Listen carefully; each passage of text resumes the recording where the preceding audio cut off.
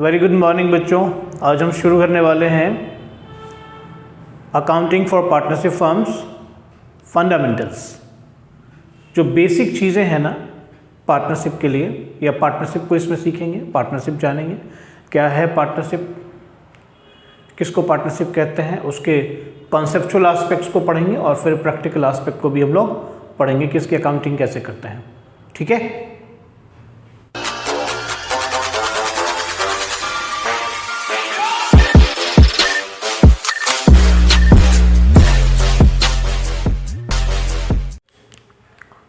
तो बच्चों सबसे पहले हम लोग डेफिनेशन पार्ट को देखते हैं, फटाफट डेफिनेशन को समझते हैं फिर आगे बढ़ते हैं। ठीक है। डेफिनेशन क्या है? सेक्शन 4, ये याद रखना है, सेक्शन 4 पार्टनरशिप एक्ट 1932, उसके अंदर पार्टनरशिप का डेफिनेशन दिया हुआ है। पर डेफिनेशन क्या कहते हैं कि इट इज़ द रिलेशन, ये रिलेशन है भाई साहब, बिटवीन पर्सन्स। पर्सन्स जैसे ही बोला तो ये प्लूरल है, इसका मतलब एक से ज़्यादा लोग होंगे। पर्सन्स, उनके बीच में क्या एग्रीमेंट है? हु हैव अग्रीड, अग्रीड मतलब एग्रीमेंट है। किस बात का एग्रीमेंट है? कि प्रॉफिट शेयर करेंगे। प्रॉफिट शेयर करेंगे, किसका प्रॉफिट शेयर करेंगे भाई? तो कर क्या रहेंगे? प्रॉफिट शेयर करेंगे किसका? तो प्रॉफिट शेयर करेंगे बिजनेस का, बिजनेस का प्रॉफिट शेयर करेंगे।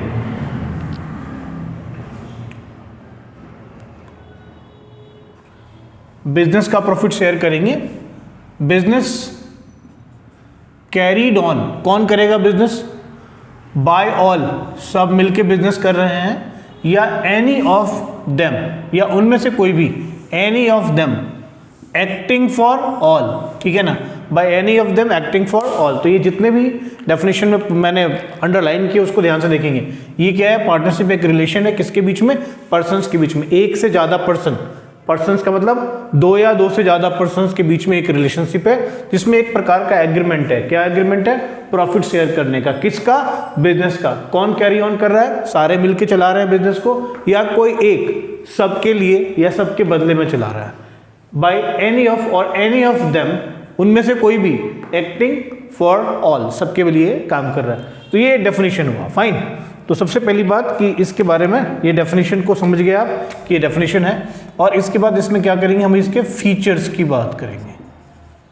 देखिए अब डेफिनेशन तो आपने देखा, डेफिनेशन के बाद आप क्या करेंगे? फीचर्स को देखेंगे। थोड़ा सा इन चीज़ों को ध्यान दे दीजिए ताकि कॉन्सेप्चुअल पार्ट आपका थोड़ा क्लियर हो जाए, और बाद में जो है 1 मार्कर जो क्वेश्चन आएंगे, जो कॉन्सेप्ट बेस्ड क्वेश्चन आएंगे, उसको आप आंसर करने के लायक बनेंगे।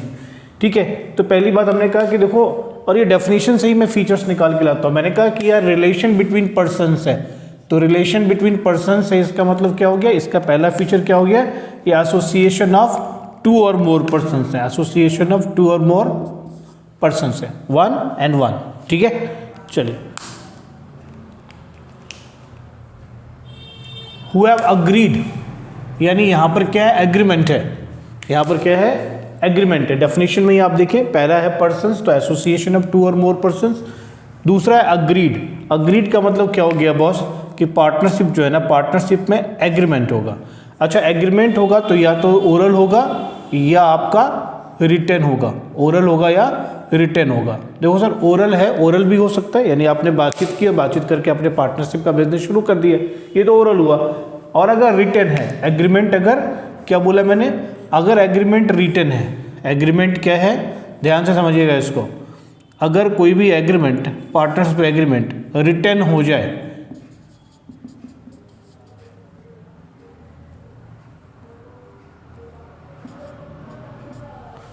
अगर पार्टनरशिप एग्रीमेंट आपका रिटन हो, तो इसको क्या बोलेंगे हम? Partnership deed. क्या बोलेंगे? Partnership deed. याद रखना है कि कोई भी एग्रीमेंट अगर वो रिटन हो गया, ठीक है, तो उसको बोलेंगे पार्टनरशिप डीड। रिटन होगा और क्लियरली स्टैम्प्ड होगा, तो इसको हम बोलेंगे पार्टनरशिप डीड। ओके। फिर कहता है लॉफुल बिजनेस। जब भी बात मैं यहाँ कर रहा हूँ, यहाँ देखो, ये तीसरा नंबर, यहाँ पर देखो, ये तीसरा नंबर होगा बिजनेस। तो जब भी मैं बिजनेस की बात करता हूँ तो भाई लॉफुल बिजनेस की बात करता हूँ, है ना। Business itself means lawful business, क्योंकि ये एक्ट है, पार्टनरशिप एक्ट है। तो जब भी एक्ट के अंदर बिजनेस वर्ड यूज हुआ, इसका मतलब ये है कि वो लॉफुल बिजनेस की बात कर रहा है। देखिए वो तीसरा पॉइंट हो गया। तो वहाँ से मैंने आपको डेफिनेशन से दिखा है कि वहाँ बिजनेस लिखा हुआ है, तो तीसरा फीचर जो है वो कहाँ से उठा के ले आए हम,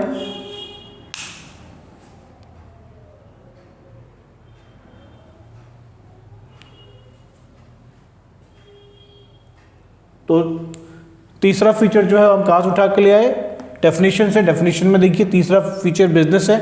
बिजनेस का मतलब जब भी बिजनेस लॉ एक्ट के अंदर लिखा हुआ हो तो मतलब यार लॉफुल है, तो तीसरा, और ये फीचर हो गया तीसरा, लॉफुल बिजनेस। उसके बाद देखेंगे आप, उसके बाद क्या देखेंगे आप, देखिए कैरीड ऑन बाय ऑल और any of them acting for all. ये जो पूरा फ्रेज है, ये फ्रेज हो गया चौथा पॉइंट। और चौथा पॉइंट का मतलब म्यूचुअल एजेंसी। इस चौथे पॉइंट का मतलब हो गया म्यूचुअल एजेंसी, यानी कि कोई एक व्यक्ति करे या कोई एक व्यक्ति सबके लिए करे या सब मिलके करे। तो यहाँ पर क्या हो गया, हर व्यक्ति एक दूसरे का क्या है, एजेंट है, और हर व्यक्ति एक दूसरे का प्रिंसिपल है। कहने का मतलब ये हो गया कि अगर कोई पार्टनर जाता है कोई डील करने और वो करके आता है, तो बाकी के जो पार्टनर्स हैं उसके लिए अभी वो एज एन एजेंट है, और ये बाकी के पार्टनर्स क्या हैं, एज अ प्रिंसिपल हैं, इनको मानना पड़ेगा। ठीक है, तो इसको हम बोलेंगे mutual agency. Okay, principal and agent का रिलेशनशिप इनके बीच होता है। एजेंट क्यों है, क्योंकि वो अपने एक्ट के लिए बाकी के पार्टनर्स को बाइंड कर सकता है। और प्रिंसिपल क्यों है, क्योंकि जो वो पार्टनर खुद है वो भी इसमें बंधा हुआ है। ठीक है, प्रिंसिपल मतलब जो भी मैं एक्ट करता हूँ उसके लिए रिस्पॉन्सिबल मैं हूँ, और अगर मेरे द्वारा किए गए हुए एक्ट के लिए कोई दूसरा भी रिस्पॉन्सिबल है तो उसके लिए मैं एजेंट हूँ, और वो अपने लिए फिर वहाँ पर वो क्या है, प्रिंसिपल है। तो पार्टनरशिप में ऐसा ही होता है। मान लो एक्स और वाई और जेड तीन पार्टनर्स हैं। X has signed a deal with anybody M, तो X has signed a deal with anybody M, तो X is a principal for himself, but X is acting as an agent for Y and Z as well, for Y and Z as well. So the Y and Z, those two partners are the principals for X here. Fine. So X is acting as an agent for Y and Z, and X is acting as a principal for himself with them. And as far as the fifth one is concerned, if I am talking about the fifth feature, that is unlimited liability, means जो भी partners हैं उनकी liability unlimited है। In case of the partnership जो firm है या partnership form of जो business है वो if it is getting dissolve, ठीक है ना, अगर ये डिजॉल्व हो रहा है उस केस में जो लाइबिलिटी है वो अनलिमिटेड है। मतलब his personal property can also be attached, है ना, to pay off the creditors. ठीक है, so in that sense there is unlimited liability. Mark my word, जो भी मैं बोल रहा हूँ उसको मार्क करिए, 1 मार्कर में बहुत ही आपके लिए उपयोगी होंगे। Okay, so you understood the concept of what the partnership definition is and what the partnership is talking about, the features of the partnership. Fine. Now there is one question arises here कि देखो भाई ये जो partnership deed है, मैंने कहा कि यार ये रिटन एग्रीमेंट होने चाहिए। रिटन एग्रीमेंट है, अगर एग्रीमेंट लिखा हुआ है, लिखित है, स्टैम्प्ड है प्रॉपर्ली, तो उसको हम पार्टनरशिप डीड कहते हैं। वैसे एग्रीमेंट ओरल है तो एग्रीमेंट, और अगर रिटन है तो उसको हम पार्टनरशिप डीड कहते हैं। लेकिन अच्छा, मैं कहता हूँ, मैं आपको प्रेफर करता हूँ कि यार पार्टनरशिप जो है ना वो रिटन ही होना चाहिए। तो कहेंगे यार इसके बेनिफिट्स क्या क्या हैं, बताओ कि इसके फ़ायदे क्या हैं, क्या बेनिफिट्स है, क्यों यार इतना माथापच्ची करें, क्यों लॉ में जाएं, क्यों लीगल काम करें। तो सबसे पहली बात है कि इसके 3 फायदे हैं, इसके 3 फायदे हैं, तीनों फायदों को देखेंगे। तो बेनिफिट्स क्या क्या हैं, देखिए ध्यान से सुनेंगे इसको। आप देखेंगे पार्टनरशिप डीड है, तो पार्टनरशिप डीड का मतलब कि रिटन एग्रीमेंट है, ये प्रॉपर्ली साइंड है, प्रॉपर्ली स्टैम्प्ड है, ये एक डॉक्यूमेंट है। ठीक है, इसके फायदे क्या, मैं कहता हूँ क्यों करना चाहिए, क्योंकि इसके बहुत सारे फायदे हैं। तो बेसिकली 3 फायदे मैंने यहाँ पर लिस्ट किए हैं। ठीक है, मैंने 3 फायदे आपको गिनवाए हैं, पहला, दूसरा और ये तीसरा फायदा। पहला फायदा राइट्स, ड्यूटीज, लायबिलिटीज। कहने का मतलब कि इस डीड में सारा मेंशन्ड होता है कि क्या पार्टनर्स के राइट्स हैं, क्या उनकी ड्यूटीज़ हैं, क्या उनकी लायबिलिटीज हैं, ये क्लियर होता है, ये रेगुलेट करता है। यानी ये अगर डीड है तो उसमें लिखा हुआ है ना भाई कि क्या राइट्स हैं तेरे, क्या ड्यूटीज़ हैं, क्या लायबिलिटीज हैं, तो ये मेंशन्ड होता है इसके अंदर। इसलिए कोई कन्फ्यूजन, अवॉइडेंस ऑफ मिसअंडरस्टैंडिंग, इसलिए किसी प्रकार का कोई मिसअंडरस्टैंडिंग नहीं होता है। ठीक है, आसानी से आप बातों को तय कर सकते हो। अगर कोई प्रॉब्लम आती है, कोई मिसअंडरस्टैंडिंग होती है, तो आराम से आप क्या करो, डीड को रेफर कर लो। डीड को रेफर कर लोगे, आपको पता चल जाएगा नहीं यहाँ तो हमने क्लियर लिखा हुआ है यार, हमने एग्रीमेंट किया हुआ है। तीसरी चीज़ होती है डिस्प्यूट सेटलमेंट। मान लो सब कुछ होने के बावजूद भी अगर कोई लड़ाई हो गई, कोई झगड़ा हो गया पार्टनर्स के बीच में, तो आप क्या कर सकते हो, ये एक डॉक्यूमेंट की तरह काम कर सकता है, ये आपके कॉन्स्टिट्यूशन की तरह काम कर सकता है और आपको गाइड कर सकती है कि देखो यार इस तरीके से झगड़े की शांति होएगी, इसमें सब कुछ लिखा हुआ है, हमने पहले से ही तय किया हुआ है। तो यहाँ पर डिस्प्यूट सेटलमेंट हो सकता है, ठीक है ना। तो आराम से इसको रेफर करिए और डिस्प्यूट जो है, तो 3 चीज़ों के लिए अभी याद रखना है कि ये क्वेश्चन कैसे आएंगे। मेरा मतलब बेटा ये है कि आपको ये कॉन्सेप्ट भी सिखाऊं और साथ में ये भी आपको बताऊं कि देखो ये क्वेश्चंस कैसे आ सकते हैं, ताकि आप मेंटली जो है ना तैयार। क्वेश्चंस आएंगे इस प्रकार से कि जो पार्टनरशिप डीड है वो इनमें से किन चीज़ों को के लिए ये अच्छा है, इनमें से किन चीज़ों के लिए अच्छा है। तो ये 3 दे देंगे और चौथा एक और दे देगा। फिर आपके ऑप्शंस रहेंगे फर्स्ट, बी, सी, ऑल, नन, ऐसे करके आपके ऑप्शंस रहेंगे, वहाँ इस तरीके से आएगा, ठीक है। चलिए देखिए, अभी आपने देखा कि यार पार्टनरशिप डीड हमारे पास में है, लेकिन अगर मान लीजिए पार्टनरशिप डीड नहीं है, हमने बनवाया ही नहीं, हमने कोई रिटर्न एग्रीमेंट किया ही नहीं, ओरली है, ऐसे ही मुँह से बोला हमने, या हमने बोला भी नहीं है, ठीक है, हमने मतलब बोला है या पार्टनरशिप डीड है, हम लोग पार्टनर हो गए, चलो यार ठीक है। तो अगर मान लीजिए कुछ ऐसे आइटम्स हैं, देखिए अब अकाउंटिंग की तरफ हम धीरे धीरे बढ़ने वाले हैं, तो अकाउंटिंग की तरफ जब बढ़ेंगे तो हम अकाउंटिंग के कुछ नियमों का, कानून के अंदर जो नियम हैं अकाउंटिंग के, उन नियमों का हम लोग नियमों के बारे में जानेंगे और फिर आगे एक एक करके बढ़ेंगे। तो हमने कहा कि provisions of partnership act in the absence of partnership deed, कहने का मतलब अगर पार्टनरशिप डीड आपका एब्सेंट है या पार्टनरशिप डीड में इन बातों के बारे में लिखा हुआ नहीं है या पार्टनरशिप डीड है ही नहीं, 2 बातें कही मैंने, या तो जिन बातों के बारे में मैं अभी लिखने जा रहा हूँ वो बातें पार्टनरशिप डीड में है ही नहीं, ठीक है ना, या आपके पास पार्टनरशिप नहीं है, डीड नहीं है, ठीक है ना। तो आप कुछ ऐसे आइटम्स हैं जिन आइटम्स का ट्रीटमेंट क्या करोगे। तो प्रोविजंस का मतलब क्या हुआ कि ट्रीटमेंट क्या कहता है, पार्टनरशिप एक्ट क्या कहता है कि कैसे इसको ट्रीट करोगे, किस तरीके से इसका आपका बिहेवियर होगा, ठीक है ना। तो number 1 profit share. Profit share हम कहता है, पार्टनरशिप कहता है कि देखो यार अगर तुम्हारा पार्टनरशिप डीड में कुछ लिखा हुआ नहीं हो, पार्टनरशिप डीड में कुछ भी मेंशन नहीं हो, तो कैसे करेगा profit share, equal ratio, equally करेगा। दूसरा बोलता है देखो इंटरेस्ट ऑन पार्टनर्स कैपिटल, ठीक है, इंटरेस्ट ऑन पार्टनर्स कैपिटल कहता है नील, कहता है कोई इंटरेस्ट ऑन कैपिटल नहीं होगा। इंटरेस्ट ऑन ड्राइंग्स, ये भी क्या हो जाएगा, नील। अगर पार्टनरशिप डीड साइलेंट है या पार्टनरशिप डीड में है ही नहीं इंटरेस्ट ऑन ड्राइंग्स के बारे में, तो ये क्या हो जाएगा, नील।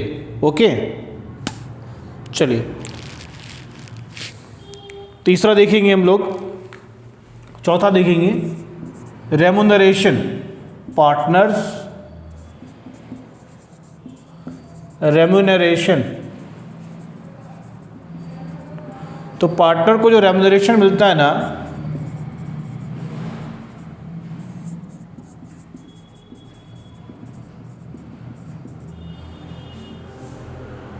चौथा हमने देखा पार्टनर्स रेमुनरेशन, पार्टनर्स को जो रेमुनरेशन मिलता है यानी कि पार्टनर जो काम कर रहा है बिजनेस के अंदर, तो उसके रेगुलर एक्सपेंसेस के लिए कुछ उसको रेमुनरेशन मिलना चाहिए।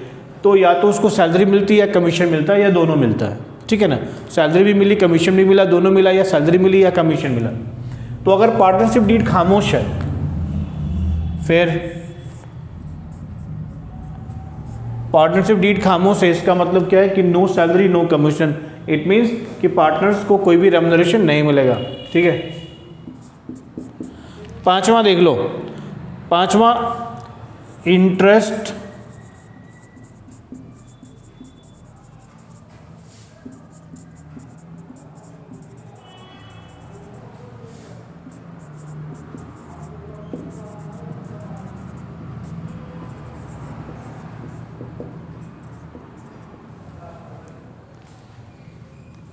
पांचवा मैंने क्या किया, interest on loan by a partner to the firm. अगर किसी भी पार्टनर ने फर्म को लोन दिया तो फर्म उसे इंटरेस्ट पे करेगी और वो करेगी 6% पर एनम के रेट से, चाहे डीड खामोश हो, या तो डीड में दिया हुआ है जो भी परसेंट उस परसेंट से अगर पार्टनर से लोन लिया है फर्म ने तो फर्म पे करेगी पार्टनर को, या अगर डीड खामोश है, डीड है ही नहीं, तो 6% per annum, alright 6% per annum. अब तुमको मैं कुछ बातें सिखाता हूं, अब ध्यान से देखो। पार्टनर का जो कैपिटल है उसके ऊपर इंटरेस्ट क्यों दिया जाता है? वाई एट ऑल पार्टनर के कैपिटल के ऊपर इंटरेस्ट दिया जाए? क्यों दिया जाए भैया? पार्टनर के कैपिटल पे इंटरेस्ट दिया ही क्यों जाए, इस बात को हम लोग समझेंगे। तो हमें जानने की कोशिश करते हैं कि इंटरेस्ट ऑन पार्टनर्स कैपिटल दिया ही क्यों जाता है। तो देखिए 2 सिचुएशंस हो सकती हैं, ठीक। यहाँ पर क्यों दिया जाए, अगर मैं सवाल ये लेता हूँ कि क्यों दिया जाए, वाई एट ऑल पार्टनर्स के कैपिटल पे इंटरेस्ट दिया जाए, तो 2 सिचुएशन है कि पार्टनर को इंटरेस्ट ऑन कैपिटल दिया क्यों जाए, why the partner should be given interest on capital. तो देयर कैन बी 2 सिचुएशंस। पहला हो सकता है कि अनइक्वल कैपिटल हो, पार्टनर्स के जो कैपिटल है उनका जो कैपिटल कॉन्ट्रीब्यूशन है वो भिन्न भिन्न हो, अलग अलग हो, किसी ने 1 लाख दिया, किसी ने 1.5 लाख, किसी ने 2 लाख, लेकिन उसकी प्रॉफिट शेयरिंग क्या हो रही है, बराबर हो रही है। तो कंपनसेट करने के लिए इंटरेस्ट ऑन कैपिटल दिया जाता है, ताकि लोग उनको ये ना लगे कि उनके साथ कोई मतलब भेदभाव हुआ है, तो इंटरेस्ट ऑन कैपिटल दे करके उनका भेदभाव समाप्त करने की कोशिश की जाती है। तो unequal capital but equal profit share, याद रखना है इसको, 1 मार्कर में पूछेगा कहीं पर भी यार, इसको यूज करो, सीयूईटी में यूज करो इन चीज़ों को, इन कॉन्सेप्ट को, या तुम यूज करो सीबीएसई 12वीं के एग्जाम में, कहीं पर भी यूज करो, ये आता है, इस तरीके से क्वेश्चन पूछा जाता है। तो ध्यान से सुनना है इसको। Why at all interest on partners capital is given, it can be in 2 cases when unequal capital but there is equal profit share. The second situation can be equal capital है, कैपिटल तो equal है, capital तो equal है लेकिन unequal profit share है। तो आप देख रहे हो, एक केस में unequal capital equal profit share, दूसरे केस में equal capital but unequal profit share. तो जो भी ऐसा लगता है कि यार किसी भी पार्टनर को ना मतलब लूजिंग ना हो, उसको लूज सा फील ना हो, इसलिए उसको कंपनसेट कर दिया जाता है इंटरेस्ट ऑन कैपिटल देकर के। फाइन। दूसरी बात हम कहेंगे यार, ये इंटरेस्ट ऑन ड्राइंग्स का क्या मसला है, इंटरेस्ट ऑन ड्राइंग्स का क्या मसला है। तो सर देखो, जब भी कोई खर्चे होते हैं, यानी देखो पार्टनर काम कर रहा है, बिजनेस के अंदर काम कर रहा है, कभी कभार उसके कुछ खर्चे होते हैं, तो उन खर्चों को पूरा करने के लिए वो क्या करता है, पर्सनल मतलब खर्चों को पूरा करने के लिए फर्म से लोन लेता है ना, और रेगुलर लेता रहता है और फिर रीपे करता रहता है, ठीक है ना। यानी कोई परमानेंट विड्रॉल नहीं है, ये रेगुलर लेता रहता है, पैसे लिए, फर्म के पैसे का अपने यूज़ में लिया, इस्तेमाल किया, पर्सनल पर्पस के लिए यूज़ किया, तो उस पर उसे इंटरेस्ट पे करना होता है। That is what called interest on drawings. समझ में आई बात? इंटरेस्ट ऑन ड्राइंग्स क्या होता है कि जब पार्टनर अपने रेगुलर खर्चों के लिए, अपने पर्सनल एक्सपेंसेस के लिए, रेगुलर नहीं, कोई भी कभी भी खर्चा ऐसा आ जाए उसके लिए अगर फर्म के पैसे का इस्तेमाल कर लेता है, या फर्म जिस चीज़ का व्यापार करती है उस चीज़ का इस्तेमाल कर लेता है अपने पर्पस के लिए, तो उसको भी हम ड्राइंग्स कहते हैं। उसकी मॉनेटरी वैल्यू हम कैलकुलेट करके और मनी के टर्म में उसको एक्सप्रेस कर देते हैं। या मान लीजिए स्टॉक ही लिया है ना, मान लीजिए फर्म का बिजनेस है फर्नीचर का, और फर्नीचर आपने अगर अपने पर्पस के लिए, अपने घर के यूज़ के लिए आप ले गए हो, तो फर्नीचर की जितनी मॉनेटरी वैल्यू है ना, वो monetary value as a drawing treat की जाती है, ठीक है ना, एज अ ड्राइंग ट्रीट की जाती है। ध्यान से समझिएगा, है ना, पर्सनल यूज़ के लिए। तो दैट इज व्हाट कॉल्ड और चूंकि ये रीपेमेंट का सिचुएशन होता है, ये रीपे कर दिया जाता है, इसलिए क्या होता है, इसके ऊपर इंटरेस्ट चार्ज किया जाता है। और ये भी ध्यान में रखना है कि जो इंटरेस्ट ऑन ड्राइंग्स होता है ये आउट ऑफ प्रॉफिट होता है, it is not out of capital. ये भी ध्यान में रखना है कि इंटरेस्ट ऑन ड्राइंग्स कहाँ से होता है, interest on drawing always out of क्या हो रहा है, आउट ऑफ जो प्रॉफिट आपकी ड्राइंग्स हैं, आउट ऑफ प्रॉफिट जो पार्टनर ने अपने इस्तेमाल के लिए यूज़ किया है, उसके ऊपर इंटरेस्ट पे करना। और फिर इस इंटरेस्ट ऑन ड्राइंग्स निकालने के कई सारे मेथड्स हैं, मैं आपको बाद में बताऊंगा। इंटरेस्ट ऑन कैपिटल के ऊपर भी निकालने के भी तरीके हैं, किस कैपिटल के ऊपर इंटरेस्ट निकाला जाए, कैसे निकाला जाए, ये भी एक है। इन सब का इस्तेमाल आपको होने वाला है, तो इसके बारे में और दोनों के बारे में अभी मैं आपको बताऊंगा थोड़ी देर में। सो पार्टनर्स रेमुनरेशन की बात करें, रेमुनरेशन का मतलब जैसे मैंने बताया कि भाई पार्टनर को खर्चे वर्चे के लिए तो पैसे चाहिए, रेगुलर एक्सपेंसेस के तो as a salary, as a commission दिया जाता है। अगर पार्टनरशिप डीड साइलेंट हो, नहीं है, या डीड में है ही नहीं, तो नील होगा, पार्टनरशिप एक्ट कहता है नील होगा, ऑटोमेटिकली पार्टनरशिप एक्ट यहाँ पर काम में आ जाएगा। Interest on loan by a partner to the firm, ये जो इंटरेस्ट ऑन लोन होता है ये चार्ज अगेंस्ट प्रॉफिट होता है, क्या ध्यान में रखना है, interest on loan by a partner to the firm, ये चार्ज अगेंस्ट प्रॉफिट होता है मित्रों, चार्ज अगेंस्ट प्रॉफिट होता है। चार्ज अगेंस्ट प्रॉफिट का मतलब होता है कि भाई पहले ना इसको अलग करके फिर जो प्रॉफिट बचता है उसको उसका बंटवारा होगा पार्टनर्स के बीच में, समझ रहे हो ना। यानी पहले इसका देना ही देना है। चार्ज अगेंस्ट प्रॉफिट का मतलब क्या होता है, तुमको भैया प्रॉफिट हो चाहे तुमको लॉस हो, फर्म को प्रॉफिट हो या फर्म को लॉस हो, इतना इंटरेस्ट तो देना ही देना है उस पार्टनर को जिससे कि फर्म ने लोन लिया है, ठीक है ना। It's just treated as third party loan. किसी से तुम लोन लेते हो तो तुम उसका पहले इंटरेस्ट पे करते हो ना, चाहे तुमको लॉस हो चाहे तुमको प्रॉफिट हो, उसको प्रॉफिट एंड लॉस अकाउंट में दिखाओगे। That is what interest on loan is. Okay, चलिए, वेरी ग्रेट। आप देख रहे हो ये दो टर्म मैंने यहाँ पर लिखे हैं, charge against profit and appropriation of profit. Before we move further, हम आगे बढ़ें उससे पहले इसके बारे में आप थोड़ा सा जान लीजिए, तभी हम आगे बढ़ेंगे और फिर अकाउंटिंग में हम लोग चलेंगे, फिर देखेंगे कि किस तरीके से हम अकाउंटिंग ट्रीटमेंट डिफरेंट चीज़ों का करते हैं। तो सबसे पहली चीज़ जो मैंने यहाँ पर लिखी, दो चीज़ें मैंने लिखी हैं, पहली क्या दूसरी क्या, जो लिखी हुई है बस किसी को भी पहला मान लो। चार्ज अगेंस्ट प्रॉफिट का मतलब होता है कि चाहे तुमको प्रॉफिट हो या लॉस हो तुमको देना ही देना है। इट्स अ चार्ज, यानी it's an obligation of the firm to pay off. तो ये फर्म की ऑब्लिगेशन होती है, और चाहे फर्म प्रॉफिट अर्न करे या चाहे लॉस इनकर करे, it has necessary to pay. It is an obligation, it is an obligation of the firm, whether profit हो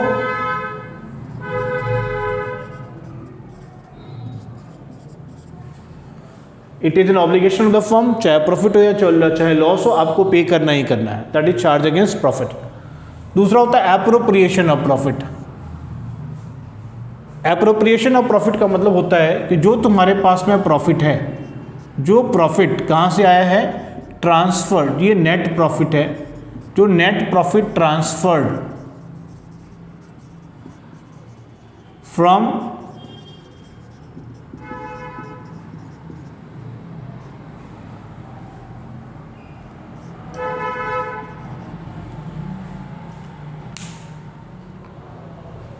एप्रोप्रिएशन ऑफ प्रॉफिट का मतलब जो भी नेट प्रॉफिट है, यानी वो प्रॉफिट जो transferred from profit and loss है, उसका हम क्या करते हैं, दे आर डिस्ट्रीब्यूटेड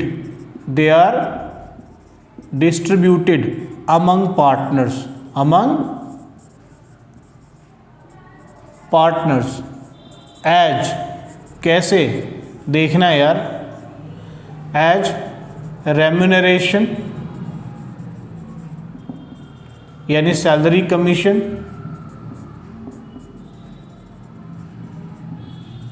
एक और बात मैं तुमको बता दूं, एक सेकेंड रुको।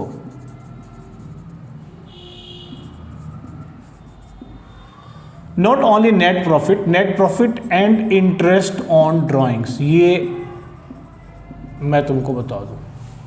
तो not only net profit transferred from profit and loss account and interest on drawings, ठीक है।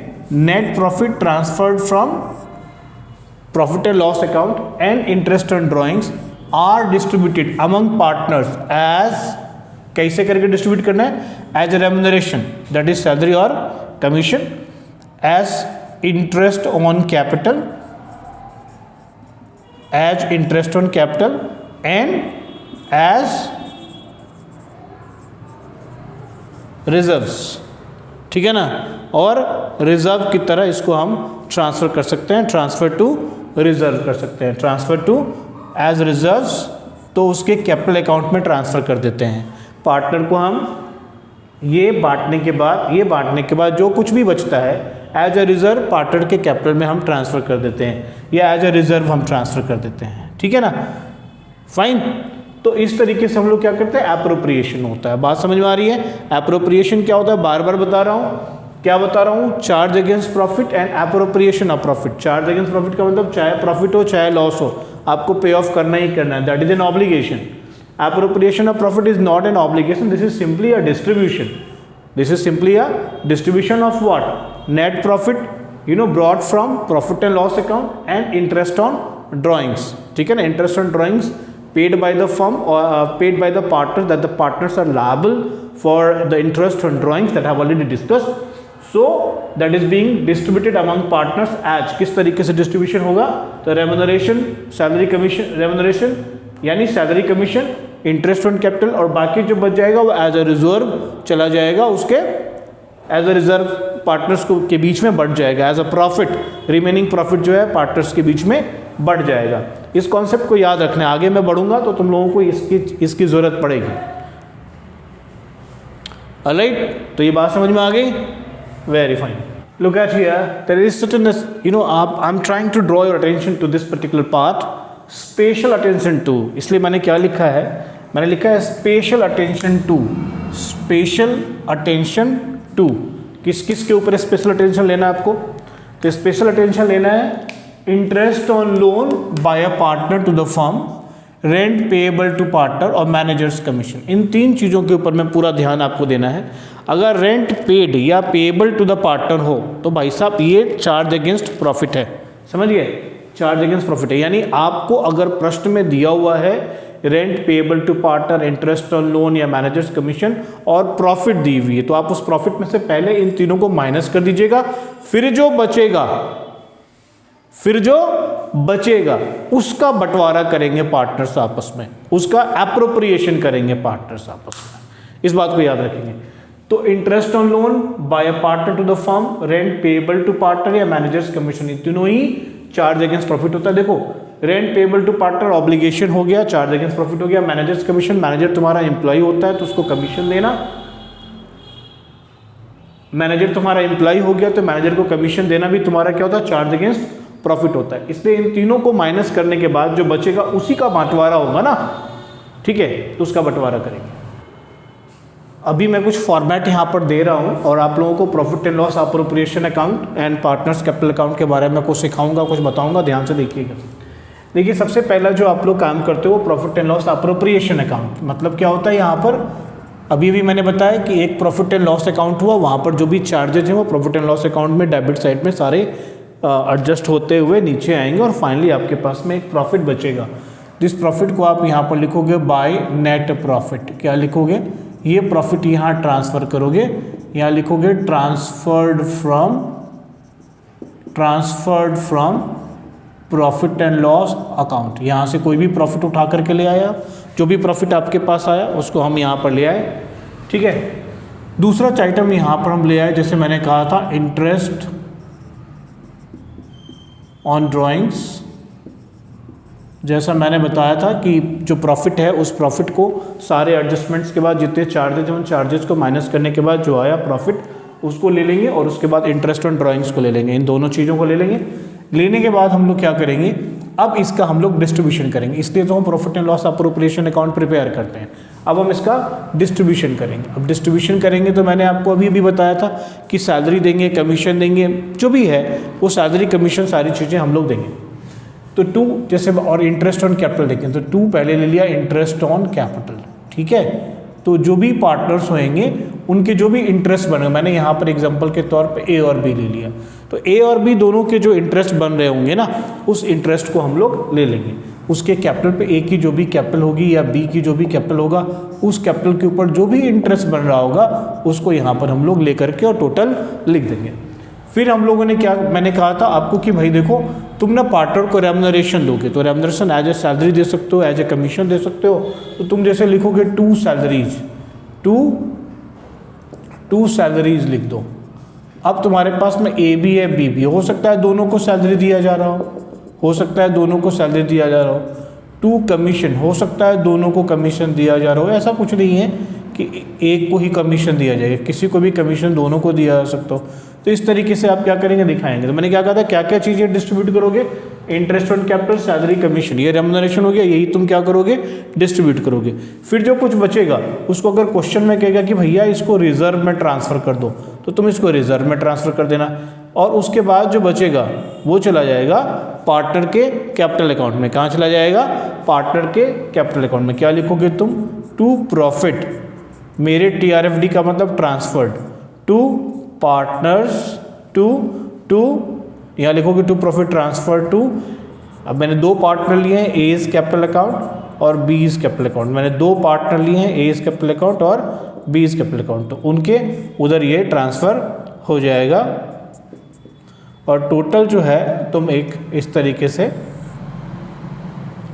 टोटल तुम एक इस तरीके से लिख ही रहे हो और यहाँ पर टोटल लिख दोगे और यहाँ पर ये टोटल हो जाए। इधर से भी तुम टोटल ले रहे हो, है ना, तो ये दोनों क्या हो गए, अब बराबर हो गया। फाइन, ये तुम्हारा हो गया प्रॉफिट एंड लॉस एप्रोप्रिएशन। सबसे पहला जो आइटम मैं आपको बताने वाला हूँ वो बताने वाला हूँ यार, सबसे पहले आपके पास में क्या होता है, प्रॉफिट होता है ना। तो प्रॉफिट आता है आपके कहाँ पर, जो भी प्रॉफिट एंड लॉस अकाउंट में बचता है उस प्रॉफिट को हम क्या करते हैं, ट्रांसफ़र करते हैं प्रॉफिट एंड लॉस एप्रोप्रिएशन, यानी अलग से एक अकाउंट बनाते हैं देखा, जिस अकाउंट में जाकर के हम इसको बांटते हैं, ठीक है, पार्टनर्स के मंग बांटते हैं। जो पार्टनर्स का जिस हिसाब से पार्टनरशिप डीड में बंटवारे का हिसाब किताब है ना, कि साल के अंत में जो प्रॉफिट होगी उसको हम लोग बांटेंगे कैसे, तो उस बंटवारे का जो हिसाब किताब है उस हिसाब किताब को हम लोग वहाँ पर एक अलग अकाउंट बनाएंगे और उसमें जाकर के इसको आसानी से हम बांट देंगे। भाई बांटना बहुत ही आसान काम है, आराम से बांट दो, जिस हिसाब से तुमने आपस में एग्रीमेंट है तुम्हारा उस हिसाब से बांट दो, ठीक है ना। तो तुमने बांट दिया इसको, तो इसके लिए क्या करेंगे, अकाउंटिंग एंट्रीज पास करेंगे, जिसको हम जर्नल एंट्रीज भी बोलते हैं। तो अकाउंटिंग एंट्रीज हम पास करेंगे।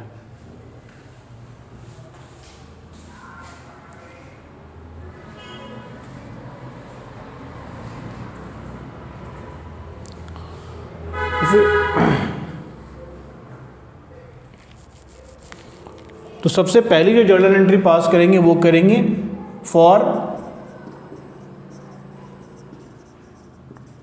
Transfer of profit. कहाँ से transfer of profit, profit and loss account से, ठीक है ना। तो तुम एंट्री क्या पास करोगे, लिखोगे profit and loss account debit to profit and loss appropriation account. कहाँ डालोगे, एप्रोप्रिएशन अकाउंट। मेरे APP का मतलब क्या हो गया, एप्रोप्रिएशन अकाउंट। तुम मत लिखना, तुम यार सही से लिखना, ठीक है।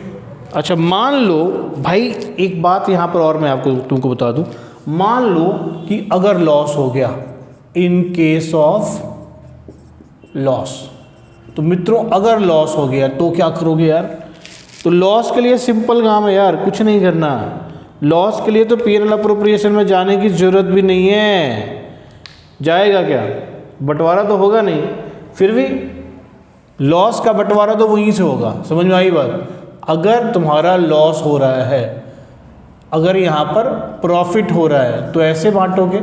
अगर तुम्हारा लॉस हो गया, इन केस ऑफ लॉस, अगर तुम्हारा लॉस हो गया तो देखो, लॉस हो चाहे प्रॉफिट हो, आपको तो बांटना है। अगर प्रॉफिट होता है तो प्रॉफिट के डिफरेंट तरीके से बंटवारा होगा। कुछ चीज़ों के बारे में हमने कहा होगा कि भाई प्रॉफिट अगर होता है तो हमको सैलरी भी मिलना चाहिए, हमको कमीशन भी मिलना चाहिए, हमको इंटरेस्ट ऑन कैपिटल भी मिलना चाहिए। तो प्रॉफिट होगा तो ये सब चीज़ें होंगी। लेकिन अगर मान लो लॉस हुआ तो अब तो कुछ नहीं हो सकता। ये जो एप्रोप्रिएशंस थे, ये जो डिस्ट्रीब्यूशन थे, ये जो तुमको एक्स्ट्रा मिलता था वो तो तुमको मिलेगा ही नहीं, क्योंकि तुम्हारे पास में तो प्रॉफिट है नहीं, तुम्हारे पास क्या है, लॉस है। तो अब लॉस को क्या करो यार, लॉस को बांट लो। तो लॉस को बांट लो, तो लॉस को आप बांटेंगे, आप लिखेंगे profit and loss appropriation account debit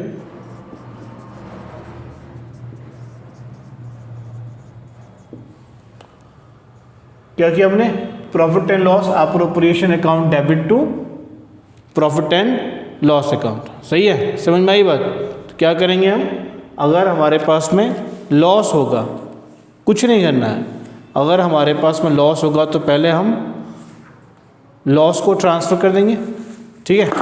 loss को हम क्या करेंगे, ट्रांसफ़र कर देंगे यहाँ पर प्रॉफिट एंड लॉस एप्रोप्रिएशन में, और फिर यहाँ पर आने के बाद पार्टनर्स आपस में डिस्ट्रीब्यूट कर लेंगे लॉस को, ठीक है ना।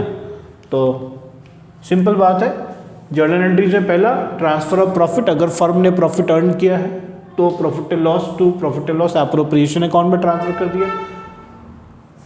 अगर फर्म ने लॉस इनकर किया है तो लॉस भी प्रॉफिट एंड लॉस एप्रोप्रिएशन में चला जाएगा, क्योंकि लॉस प्रॉफिट का बंटवारा होगा तो भैया लॉस का भी तो बंटवारा होगा। तो ये आपने कर दिया। अच्छा, बहुत अच्छी बात है, ये आपने कर दिया। अब जरा सोचिए कि अगर आपको, ये तो हो गया कि अगर लॉस हो तो क्या करोगे। अब हम लॉस होने के बाद तो बात ही खत्म हो जाएगा, लॉस को डिस्ट्रीब्यूट कर दो, कहानी खत्म। लेकिन अगर प्रॉफिट ही हुई थी तो इस प्रॉफिट का कैसे डिस्ट्रीब्यूशन आप करें, इसके लिए क्या जर्नल एंट्री आप पास करेंगे। तो देखिए दूसरा ले लीजिए, अगर इंटरेस्ट ऑन कैपिटल है तो मित्रों इंटरेस्ट ऑन कैपिटल के लिए दो एंट्री पास कर लो। पहली एंट्री ये पास करो यार, सबसे पहले तो ये पास करो कि interest on capital to partners capital account, interest on capital account debit to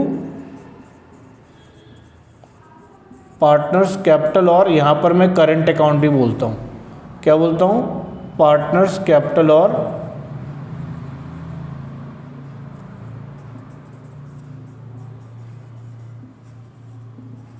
current account भी बोल सकता हूँ, ठीक है। दूसरी एंट्री क्या पास कर दो, अब ये जो इंटरेस्ट ऑन कैपिटल है ये तुम्हारा तो प्रॉफिट एंड लॉस से भी जाएगा ना, तुम वहाँ पर लिखोगे, अभी मैंने दिखाया था profit and loss appropriation account debit, ये ट्रांसफरिंग एंट्री है। क्या याद रखना है कि दोस्तों ये ट्रांसफरिंग एंट्री है, ये तुम क्या कर रहे हो, ट्रांसफर कर रहे हो, तो ये ट्रांसफरिंग एंट्री है, समझ गए। तो profit and loss appropriation account debit to, आपने profit and loss appropriation account को डेबिट कर दिया, और रेस्ट ऑन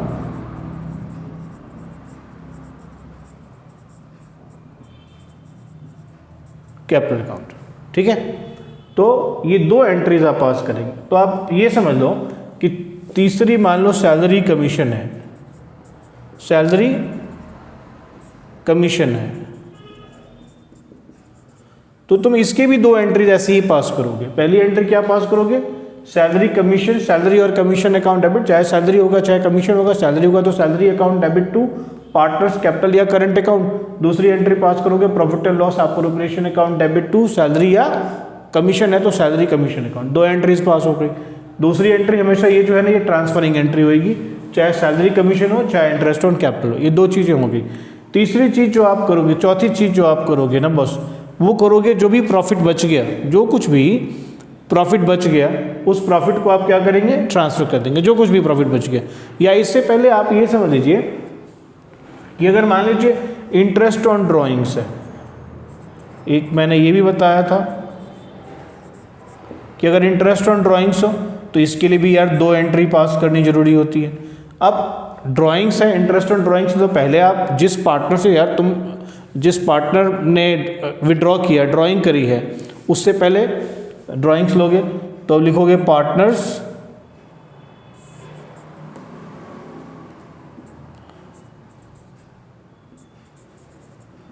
पार्टनर्स कैपिटल, जो कैप लिख रहा हूँ, करंट के लिए सीआर लिख रहा हूँ, account debit to interest on drawings account, interest on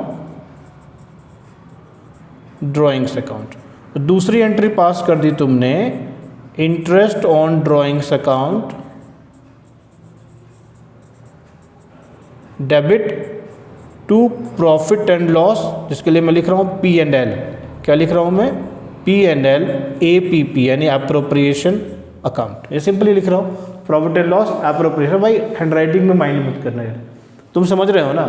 तो interest on drawings account debit to profit and loss appropriation account, fine. तो ये दो एंट्रीज तुम इंटरेस्ट ऑन ड्राइंग्स पे कर लोगे। अच्छा, अब अगर मान लो कोई प्रॉफिट बचता है या रिजर्व्स में ट्रांसफर करना है तो बहुत ही सिंपल, मैंने बताया था अभी, रिजर्व्स में अगर आपको ट्रांसफर करना है तो profit and loss appropriation to reserve कर लेंगे। अब देखो तुमको जो मैंने profit and loss appropriation account का फॉर्मेट दिया था, उस फॉर्मेट में डेबिट साइड पे मैंने रखा हुआ था, तो तुम वहाँ से भी एंट्री क्राफ्ट कर सकते हो, तुम लिख सकते हो प्रॉफिट एंड लॉस। ये सारी याद रखने की जरूरत नहीं है भाई, सिंपल सी बात है किस तरीके से एंट्रीज पास की जाती हैं। याद क्यों नहीं रखने की जरूरत है, क्योंकि जैसे तुम एक बार या दो बार तुम इसको करोगे ना, तुमको अपने आप सेट हो जाएगा माइंड में कि भैया प्रॉफिट एंड लॉस अप्रोप्रिएशन का ये बंटवारा है, इस तरफ प्रॉफिट आया है तो इस तरफ से सारा बंटवारा होगा। फिर जो बचेगा, अगर क्वेश्चन में गिवन होगा रिजर्व में ट्रांसफर कर दो तो रिजर्व में ट्रांसफर करोगे। तो अगर मैं एंट्री क्राफ्ट करूंगा तो क्या लिखूंगा, profit and loss appropriation account debit to reserve, यही करूंगा ना। फिर अगर और बच गया तो profit and loss appropriation account debit to partners capital और करंट अकाउंट। ये क्या हो रहा है, प्रॉफिट का डिस्ट्रीब्यूशन हो रहा है। अगर कोई प्रॉफिट बच गया है तो उस प्रॉफिट का हम लोग क्या करते हैं, डिस्ट्रीब्यूशन कर देते हैं और इंडिविजुअली हम इसको डिस्ट्रीब्यूट कर देते हैं। स्टोरी समझ में आ गई। तो प्रॉफिट एंड लॉस अप्रोप्रिएशन से रिलेटेड जो भी जर्नल एंट्रीज हैं वो यही जर्नल एंट्रीज हैं, यही आपसे पूछेगा। जर्नल एंट्री का फॉर्म आपको बोलेगा जर्नल एंट्री पास कीजिए, आपको क्वेश्चन आएगा, क्वेश्चन में बोलेगा भैया तुम जर्नल एंट्री पास करके हमको दिखाओ, तो आप जर्नल एंट्री बहुत ही सुविधाजनक तरीके से ऐसे करके कर लेंगे। ठीक है, इसमें दो बहुत ही महत्वपूर्ण चीज़ मैंने अभी बताया। एक मैंने बताया तुमको इंटरेस्ट ऑन कैपिटल, और बार बार बता रहा हूँ इंटरेस्ट ऑन ड्राइंग्स। इसके ऊपर मैं आपको भी कैसे कैलकुलेशन इसका करते हैं और इसका क्या अकाउंटिंग ट्रीटमेंट है ये मैं बताऊंगा, ये बहुत ही इंपॉर्टेंट है। ठीक है। तो पहले तो भी मैं फॉर्मेट के बारे में बात कर रहा हूँ या जर्नल एंट्रीज के बारे में बात कर रहा हूँ। अब मैं तुमको आगे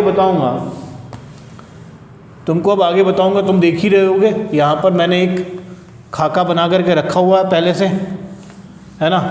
तो अब मैं इसमें कुछ चीज़ें सेट करूँगा। देखो मैंने कहा जब प्रॉफिट एंड लॉस अप्रोप्रिएशन हो गया, तुमने यहाँ पर एंट्रीज पास करनी, to partners capital account, to partners capital account, ऐसे वैसे तुमने टू पार्टनर्स करंट अकाउंट, ये सब भी तुमने देख लिया। तो तुम ये सोचो कि यार पार्टनर्स कैपिटल अकाउंट क्या होता है, कैसे हम इसको मेंटेन करते हैं, इसके बारे में थोड़ा सा सीख लो। तुम क्या सीखोगे, maintenance of partners capital account. तो मैंने किया कि भाई दो मेथड होते हैं, मेथड 1 और मेथड 2। तो एक तो हो गया कि तुम्हारा फिक्स कैपिटल होगा, या तो पार्टनर्स कैपिटल क्या होगा, फिक्स होगा। ध्यान से सुनना है, अगर बेटा फिक्स होगा तो क्या परिस्थिति होगी, ऐसा नहीं कि ये हमेशा फिक्स ही रहता है, ये चेंज नहीं होता, नहीं, ये चेंज हो सकता है। ये चेंज होगा, it can change only in 2 situations. किस सिचुएशन में, या तो एडिशनल कैपिटल एम्प्लॉय हुआ है, या तो और कैपिटल एम्प्लॉय कर दिया है, ले आए हो, या तो क्या हो गया है, परमानेंट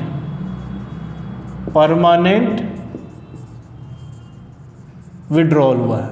ठीक है, क्या हो सकता है, फिक्स कैपिटल एक कैपिटल है, वो कैपिटल चेंज हो सकता है तब जबकि नया कैपिटल और जोड़ दिया हो तुमने, और कैपिटल आ गए हो, या वो आपने परमानेंटली सिस्टम में से ही, फॉर्म में से ही पैसे निकाल लिए हो, तो उसको बोलते हैं विड्रॉल ऑफ परमानेंट कैपिटल। तो फिक्स कैपिटल मेथड या फिक्स कैपिटल का मतलब ये नहीं होता कि कैपिटल एक बार डाला और अजर अमर रहेगा, बस ऐसे ही इतना ही रहेगा। No, it can change, but the change can be in 2 situations, or it won't change every year. It won't change every year. It doesn't change every year. It will change whenever this happens. अगर ये होगा तो normally change नहीं होता, normally fix रहता है। तो मैं क्या वर्ड बार बार यूज कर रहा हूँ, नॉर्मली चेंज नहीं होता, ये नॉर्मली क्या होता है, फिक्स होता है, फिक्स कैपिटल है तो। लेकिन ये चेंज हो सकता है अगर एडिशनल कैपिटल आपने जोड़ा है, नया कैपिटल जोड़ा है, या कुछ कैपिटल आपने विड्रॉ किए हैं, तो ये चेंज हो सकता है। अब इसमें देखो, अगर फिक्स कैपिटल है तो पार्टनरशिप में क्या होता है, 2 अकाउंट बनते हैं। ठीक है ना, 2 अकाउंट बनते हैं इसके लिए। एक क्या बनता है मित्रों, 2 अकाउंट बनते हैं। अकाउंट कितने बनेंगे, 2 अकाउंट बनेंगे। अगर फिक्स कैपिटल मेथड है तो आपके कितने अकाउंट बनते हैं, पार्टनर्स के जो अकाउंट 2 होंगे। एक हो जाएगा पार्टनर्स कैपिटल अकाउंट, क्या लिखोगे तुम लिखोगे पार्टनर्स कैपिटल अकाउंट, और दूसरा तुम लिखोगे पार्टनर्स करंट अकाउंट। ठीक है, अब जैसे मैंने यहां पर ले लिया हुआ है 2 पार्टनर, ए और बी ले लिया हुआ है, तो ए और बी, यहां पर भी जैसे मैंने ले लिया,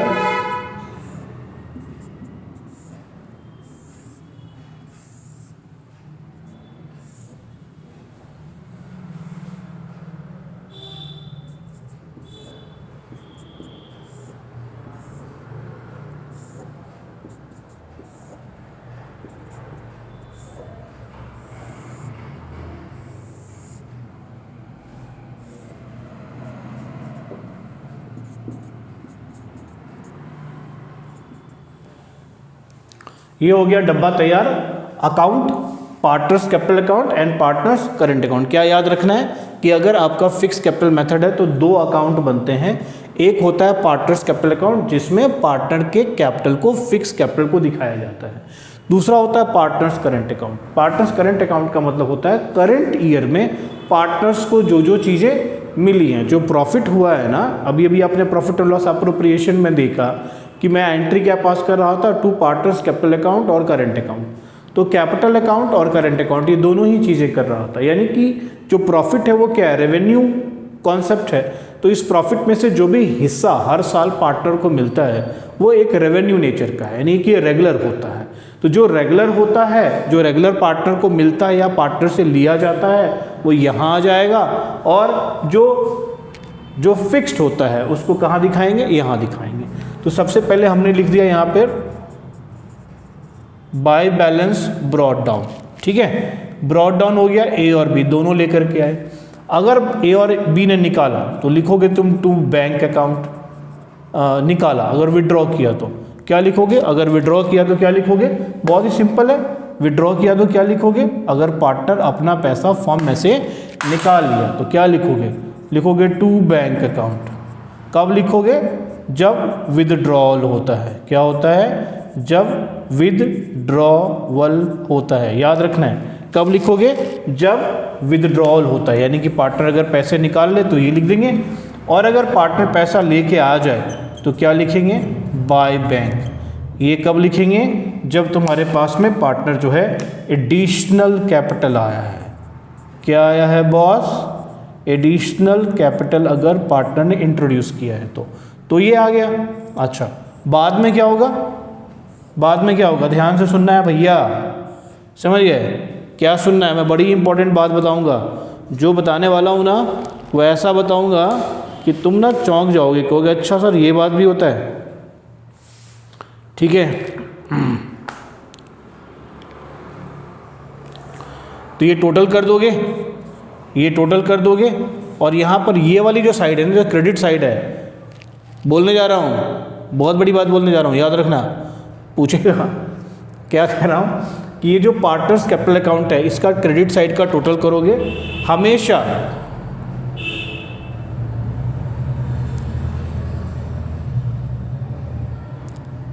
no matter what comes, credit total debit total से हमेशा बड़ा होगा, इसलिए लिखेंगे टू बैलेंस बीडी। हमेशा इधर ही आएगा, टू बैलेंस बीडी नहीं सीडी। समझ गए?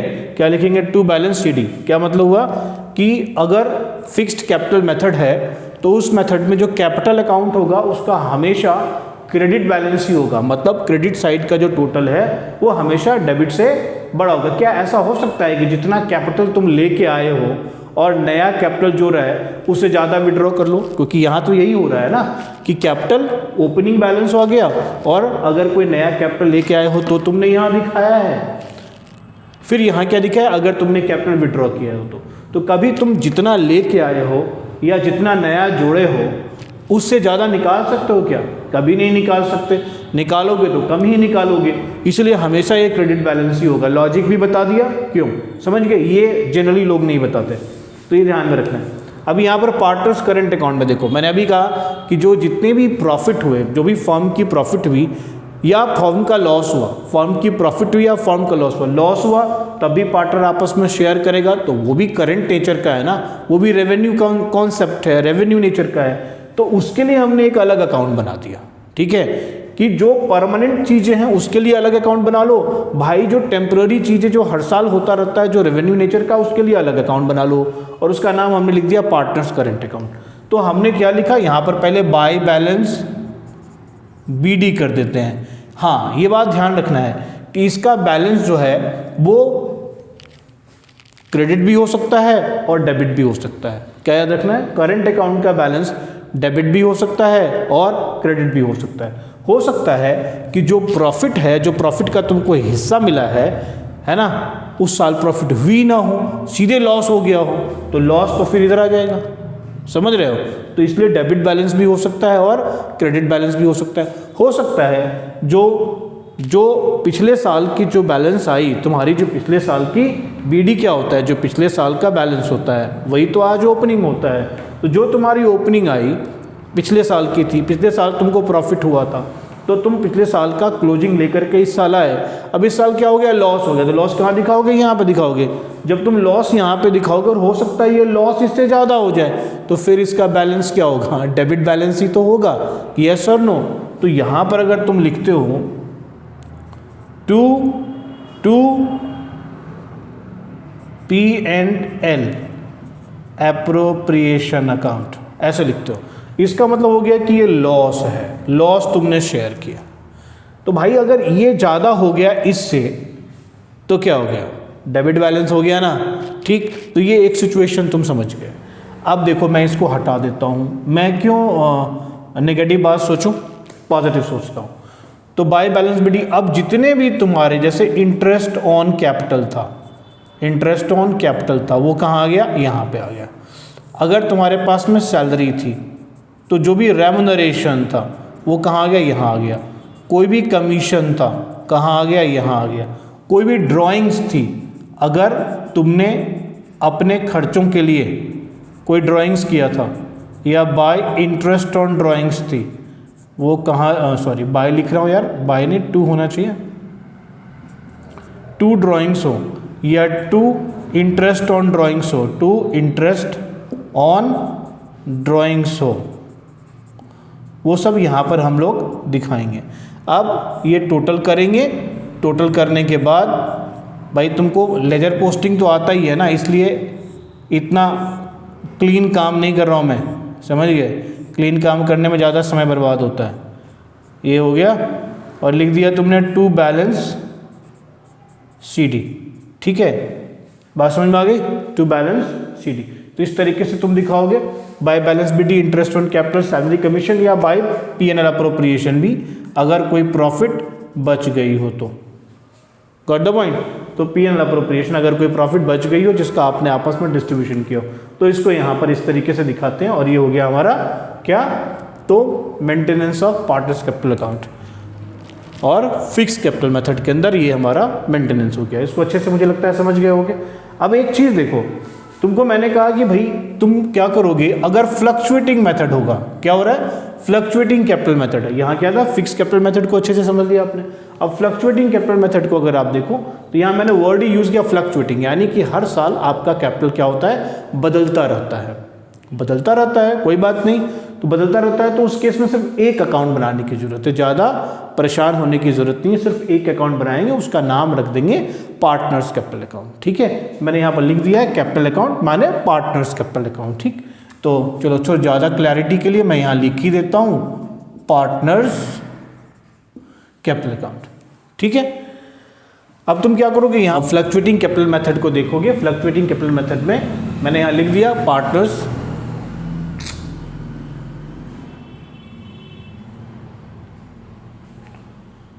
तो दूसरा जो मेथड है वो है फ्लक्चुएटिंग कैपिटल मेथड, और उसमें मैंने यहाँ लिखा पार्टनर्स कैपिटल अकाउंट, यानी सिर्फ एक ही अकाउंट बनाना है, तुमको परेशान होने की जरूरत नहीं है। ये यहाँ लिख दिया बाय बैलेंस BD। अब दोस्तों देखो मैं क्या बता रहा हूँ, बहुत ही ध्यान से देखना है। इन दोनों के अंदर जो जो कांड तुमने किए ना, उन सबको मित्रों तुमने जो इन दोनों के ऊपर अलग अलग किया है ना, इन दोनों को क्लब कर दो भाई साहब, क्लब करके इसमें डाल दो, यही करना है, कुछ नहीं करना। इन यहाँ पर फिक्स कैपिटल में तुमने इन दोनों को दो पार्ट में बांटा है ना, इन दोनों को अब क्या करो, एक ही पार्ट में रखो। इसका जो क्रेडिट वाला पार्ट है क्रेडिट में डाल दो, और इसका भी क्रेडिट में डाल दो। इन दोनों के क्रेडिट को क्रेडिट में डालो, इन दोनों के डेबिट को इसके डेबिट में डालो, फिर जो बैलेंस हुआ वो तुम्हारा हो गया टू बैलेंस CD। और यहां पर याद रखना है, यहां पर इस केस के अंदर जो कैपिटल है भी, ठीक है ना, डेबिट बैलेंस नहीं हो सकता, हमेशा ही कैपिटल यहां पर जो फिक्स्ड कैपिटल मेथड के अंदर ये क्रेडिट बैलेंस होगा, ये डेबिट या क्रेडिट हो सकता है। यहां पर मैं वही बताने जा रहा हूं कि इसका बैलेंस क्लोजिंग बैलेंस डेबिट भी हो सकता है और क्रेडिट भी हो सकता है। तुम अच्छे से रीजन समझ गए हो कि यहाँ पर अगर डेबिट हो सकता है और फिर यहाँ पर क्रेडिट है, लेकिन यहाँ पर डेबिट है और ये डेबिट बड़ा है इस क्रेडिट से, तो ऑब्वियसली डेबिट बैलेंस होगा, ठीक है ना। तो इस लॉजिक से, इस दिमाग से थोड़ा अप्लाई करो और यहाँ पर तुम लिख सकते हो। तुम चाहो तो मैं एक बड़ा सा एक फॉर्मेट यहाँ पर बना करके तुमको दे दूँ, थोड़ा ये बड़ा सा बना देता हूँ तो तुमको ज़्यादा अच्छे से समझ में आएगा। कुछ नहीं लेना, ये पूरा ले लो और यहाँ पर हो गया छोटा छोटा A B ले लो, A और B छोटा छोटा, दो पार्टनर मैंने मान लिए हैं कि भाई दो पार्टनर है, तो B हो गया और ये छोटा छोटा ले लो ताकि इसमें इतने जगह में मेरे ये आ जाए, और ये A ले लो। अब देखो मैं कैसे क्लब करूँगा इन दोनों साइड की चीज़ों को, मैं यहाँ कब करूँ, तो सबसे पहले मैं लिखूँगा बाय बैलेंस ब्रॉट डाउन, जो भी हमारे बैलेंस शीट में दिया हुआ था ओपनिंग जो हमारा कैपिटल है। फिर मैं लिखूँगा बाय इंटरेस्ट ऑन कैपिटल, देखो कहाँ से उठा के ला रहा हूँ, इंटरेस्ट ऑन, या मैं इंटरेस्ट ऑन कैपिटल से पहले मैं लिख दूँ बाय बैंक। ये कौन सा बैंक है, ये एडिशनल कैपिटल आ गया, कौन सा वाला, ये वाला भैया, ये आ गया यहाँ पे, क्या आ गया, ये आ गया यहाँ पे, ले आया। अच्छा, फिर लिखो अब इसकी चीजें लिखो, bye interest on capital, by salary, bye commission, by profit and loss appropriation, यानी प्रॉफिट का हिस्सा आ गया। इसकी सारी चीजें क्रेडिट वाली यहां पे लिख दी, इसकी क्रेडिट वाली यहां पे लिख दी। अब डेबिट में देखो, इसका डेबिट क्या था, टू बैंक, तो मैंने यहां लिख दिया टू बैंक। ये क्या है, विदड्रॉल है। अगर आपने परमानेंट विदड्रॉल किया कैपिटल को तो लिख दिया आपने टू बैंक, ठीक है। अच्छा, ड्राइंग्स करी तो लिखोगे टू ड्राइंग्स। तो इसका जो डेबिट वाला था वो मैंने यहां पर लिख दिया, अब इसका डेबिट वाला लिख दीजिए, तो लिख दिया टू ड्राइंग्स, है ना। इसका डेबिट वाला लिख दिया, इसका लिख दिया डेबिट वाला टू ड्राइंग्स, फिर लिखूंगा टू इंटरेस्ट ऑन ड्राइंग्स, तो यहां पर लिख दिया मैंने टू इंटरेस्ट ऑन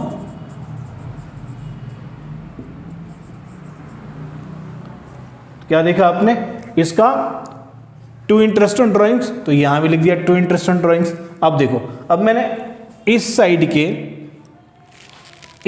का इस अकाउंट का जितना भी क्रेडिट वाला साइड था वो भी यहां लिख दिया, बाय बैलेंस बीडी तो अपने पास आ गया। और फिर बैंक जो एडिशनल कैपिटल था जिसको मैंने यहां पर क्रेडिट में दिखाया था, यहां पर भी मैंने क्रेडिट में दिखा दिया। अच्छा, फिर क्रेडिट में इस सारे अकाउंट के आइटम जो थे वो भी मैंने क्रेडिट में दिखा दिए। फिर इसका डेबिट में जो था विड्रॉल वो मैंने दिखा दिया टू बैंक, और फिर इसके डेबिट में जितने थे वो सारे मैंने दिखा दिए। तो मैंने कहा था ना कि इन दोनों को क्लब कर दोगे तो जो आएगा वही बनेगा पार्टनर्स कैपिटल अकाउंट। किस मेथड में, फ्लक्चुएटिंग कैपिटल मेथड में। घबराने की कोई ज़रूरत नहीं है। और लेकिन यहाँ पर जो बैलेंस है ना वो दोनों तरफ बैलेंस हो सकता है। बैलेंस सीडी जो क्रेडिट बैलेंस भी हो सकता है। अगर टू बैलेंस सीडी हुआ, देखो अगर टू बैलेंस सीडी हुआ तो ये हो गया डेबिट बैलेंस, और अगर ये बाई बैलेंस सीडी हुआ तो ये क्या हो गया, क्रेडिट बैलेंस हुआ। तो इसके अंदर क्रेडिट बैलेंस डेबिट बैलेंस दोनों हो सकते हैं। यानी यहां भी नाम तो पार्टनर्स कैपिटल अकाउंट ही है और फिक्स्ड मेथड में भी पार्टनर्स कैपिटल अकाउंट ही है, लेकिन फिक्स्ड कैपिटल के अंदर पार्टनर्स कैपिटल में हमेशा क्रेडिट बैलेंस ही होगा। लेकिन अगर फ्लक्चुएटिंग कैपिटल मेथड में पार्टनर्स कैपिटल अकाउंट है तो डेबिट बैलेंस भी हो सकता है और क्रेडिट बैलेंस भी हो सकता है। ठीक, अच्छा, करेंट अकाउंट में भी डेबिट बैलेंस भी हो सकता है, क्रेडिट बैलेंस भी हो सकता है। ये बात समझ में आ गई। तो अभी आपने क्या क्या सीखा, आपने सीखा पार्टनरशिप होता क्या है, फीचर क्या होते हैं, एग्रीमेंट क्या होता है, एग्रीमेंट नहीं रहेगा तो कैसे उसको हम ट्रीट करते हैं। फिर आपने journal entry profit and loss appropriation account की सीखी। फिर आपने प्रॉफिट एंड लॉस अप्रोप्रिएशन का फॉर्मेट सीखा। फिर आपने पार्टनर्स कैपिटल अकाउंट के बारे में सीखा और आपने देखा कि दो मेथड में इसको हम प्रेजेंट कर सकते हैं, फिक्स कैपिटल मेथड या fluctuating capital method. Fix capital method करेंगे तो दो हमारे अकाउंट बनेंगे, दो अकाउंट बनेंगे, एक पार्टनर्स कैपिटल अकाउंट और एक partners current account. Partners capital account के अंदर हम वो चीज़ें लेकर के आएंगे जो कैपिटल को प्रभावित करती हैं। और मैंने यहाँ कहा था कि फिक्स कैपिटल का मतलब ये नहीं कि हमेशा ही फिक्स रहता है, ये चेंज हो सकता है। तो चेंज मतलब कैपिटल को प्रभावित करने वाली चीज़ों को हम पार्टनर्स कैपिटल अकाउंट के अंदर दिखाएंगे, जो कभी कभार होता है, once in a lifetime होता है। या तो विड्रॉल होगा या क्या होगा, एडिशनल होगा।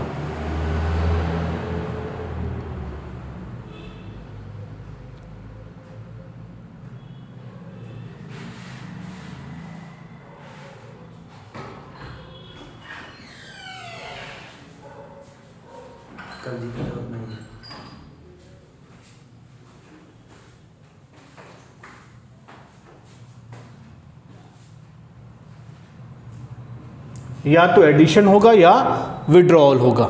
ठीक है, अब उसको हम यहां पर दिखाएंगे पार्टनर्स करंट रेवेन्यू नेचर। इस साल का जितना भी बंटवारा हुआ है वो सब हम यहां पर दिखाएंगे। ठीक है, और जो भी आया है वो हम यहां पर दिखाएंगे। और फिर आपने देखा फ्लक्चुएटिंग कैपिटल मेथड है तो एक ही अकाउंट बनता है, that is partners capital account. और ये जो कैपिटल अकाउंट है ये इन दोनों ही अकाउंट को क्लब कर दोगे तो ये अकाउंट बन जाएगा। इसका डेबिट बैलेंस भी हो सकता है और क्रेडिट बैलेंस भी हो सकता है। इसका भी डेबिट क्रेडिट बैलेंस हो सकता है, इसका सिर्फ क्रेडिट बैलेंस हो सकता है। यही सब चीज़ें आपने सीखी हैं अभी तक। ठीक है, तो आज हम लोग कक्षा यहीं पे समाप्त करते हैं और इसके लिए thank you very much for watching. Alright, bye.